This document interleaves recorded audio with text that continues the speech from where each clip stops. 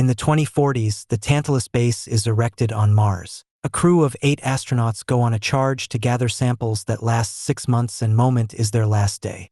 In 19 hours, the spacecraft sunup will come from Earth to pick them up. In the Martian desert, Vincent and Rebecca drive a rover toward an excavation point, noticing there's a sandstorm incoming. Once they get there, Vincent calls Kim on the radio to tell her it's time to return to the base, reminding her they need to get ready for departure. Still, Kim ignores him and keeps on digging, hopeless to find good samples. While they stay, Vincent tells Rebecca that he's tired of Kim's station and he doesn't look forward to the 6-month trip back to Earth. Indeed, if he's eager to be home. When Kim eventually boards the rover, she complains about the fact they're going back with nothing to show because 6 months weren't enough to negotiate anything. As they drive back, they get a call from Captain Charles, who urges them to accelerate up because they need help fixing their dispatch's link to the sunup. The base, Richard manages to restore the signal but also has to fix the power, which has been in trouble because of the storm. Meanwhile, Marco asks Charles for a last trip to the excavation point because he needs to fix a broken gamma detector. Charles is reluctant but ultimately agrees,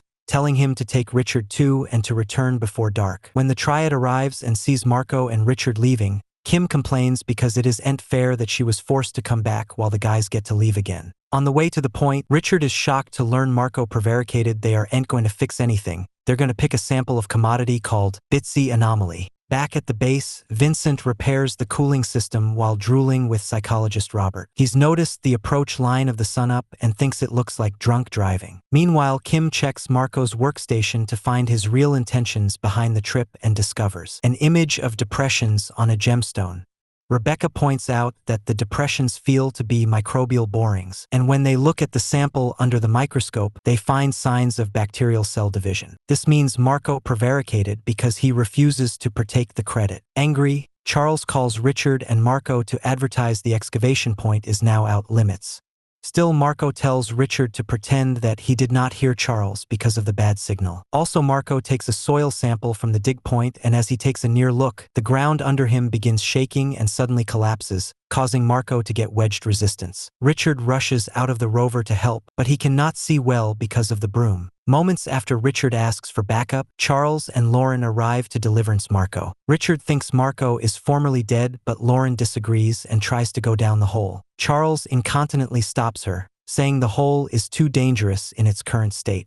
They decide that Lauren will stay behind to keep watch while Charles and Richard return to the base to pick up proper deliverance gear. At the base, Kim tells Charles that she wants to advertise their discovery. Richard points out that Marco failed, but Kim thinks it's Marco's own fault for not a steaming protocol and makes Richard frenetic. The group connections Mission Control, who has seen the report and gives them authorization to recoup Marco anyhow of the threat. Before leaving, Robert wants Charles to scold Kim for her jest because Marco's death isn't his fault, but Charles says that every crew mistake is his responsibility. While Charles takes Rebecca, Robert, and Vincent back to the point, Lauren waits in the rover. Suddenly, she hears someone trying to get inside the vehicle and tries to inform Charles over the radio, but he cannot hear her because of the storm hindrance. When the platoon eventually arrives at the excavation point, Lauren has faded. They assume she fell in the hole, so Vincent straps his suit to a rope and goes down. As he's about to reach the bottom, he notices a microbial organism growing on the gemstone conformation. The further he goes down, the worse Vincent feels, and he starts hyperventilating as he has flashbacks of the time he was accidentally trapped in the sunup. Noticing this, the others incontinently pull the rope to bring him back. Vincent takes a moment to calm down and tells them he didn't see anyone down there. Also, Robert looks around the area and is surprised to find 2 sets of vestiges in the direction of the base. This doesn't make sense because they could have just taken the rover. The platoon calls Kim to tell her to get ready for possible casualties, and in return Kim points out that if Marco's suit is damaged, he could be suffering from brain damage due to oxygen privation. At that moment, Richard checks the shadowing system and sees 2 numbers 50 measures down from the base. As Kim tries to establish contact with them on the radio, Richard goes to the airlock to let them in. At the same time that Kim sees a strange figure sluggishly making their way to the base,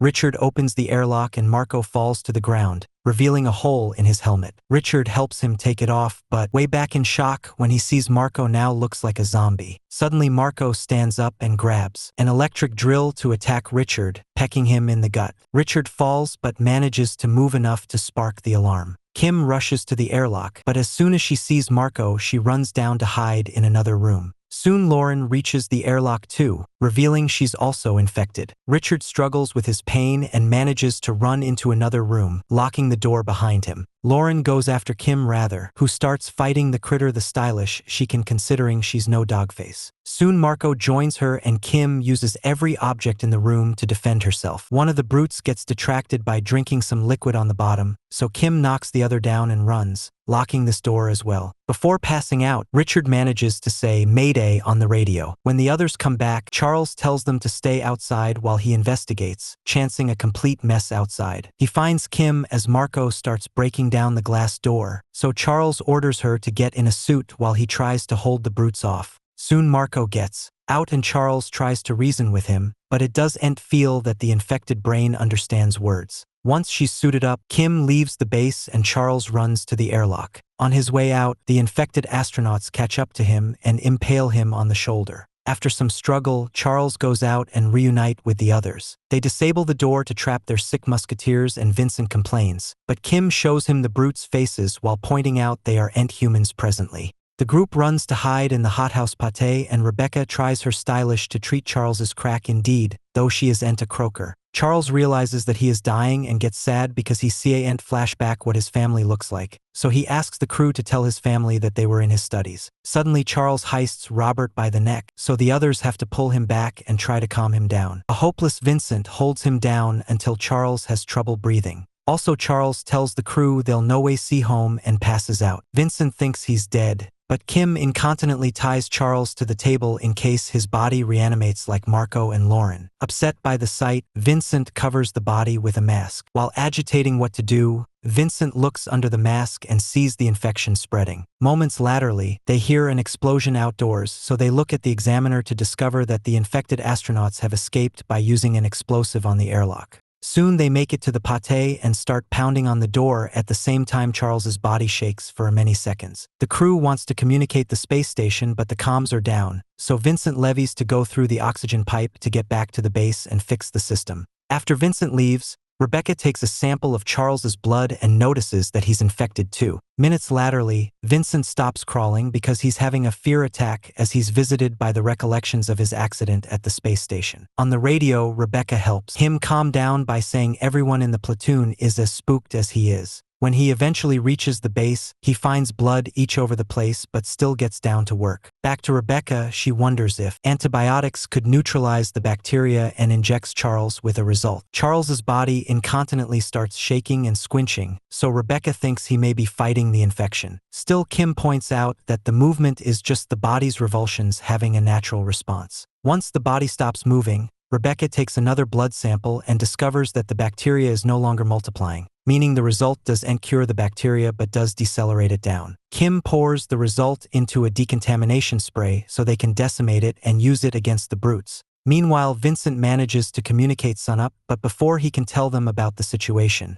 the power shuts down. Robert checks the examiner and notices their sick musketeers are going back to the base because they can't break the pate doors. The platoon agrees to unleash the door to bait the brutes to the airlock and spot them with antibiotics. As soon as one of the infected astronauts comes by, the decontamination spray activates and the critter falls to the bottom, writhing. Unfortunately, Rebecca also discovers that the effect is only temporary because the bacteria is starting to develop resistance to the drug. Vincent is making his way to fix the power only to come across an infected Richard, but he doesn't vacillate to constantly bash Richard's head with his flashlight. No matter how hard he hits, the critter won't go down, so Vincent runs to the oxygen pipe and crawls back. He asks Rebecca to open the panel while advising her he didn't seal the other end of the pipe. The others put on their helmets before pulling Vincent out. Also, Kim grabs 2 bottles of antibiotics and throws them at Richard, who is held back. Vincent and Rebecca run to open the airlock, hoping to escape. At that moment, Robert notices that Charles's body is starting to resuscitate, so he runs to and locks the door behind him, leaving Kim with to die under the brute's attack. When he joins Vincent and Rebecca, he just tells them Kim didn't make it. In the airlock, the critter they scattered ahead is starting to wake up, so Robert kicks it many times in fury. Also, the triad eventually opens the airlock and runs down, but on their way out their infected friend stabs Rebecca in the leg with scissors. Fortunately, the crew is presto enough to reach the rover and Vincent injects Rebecca with an antibiotic, hoping it'll help her body fight the bacteria. The group leaves in the rover, but after many moments they realize they don't have enough power to reach the wharf point. They'll have to walk there, which Rebecca can't do because of her crack. Vincent thinks they should take Rebecca to the base to treat her injury, but Robert thinks they should leave her before because she's infected. Rebecca points out Robert may be infected too because Charles seized his neck, but Robert changes the subject. He remembers there's another rover at the excavation point, so they head there rather. Once they reach the right spot, Robert makes his way to the other rover on bottom and also connections Vincent on the radio, telling him to leave Rebecca. Vincent refuses, so Robert gets down alone.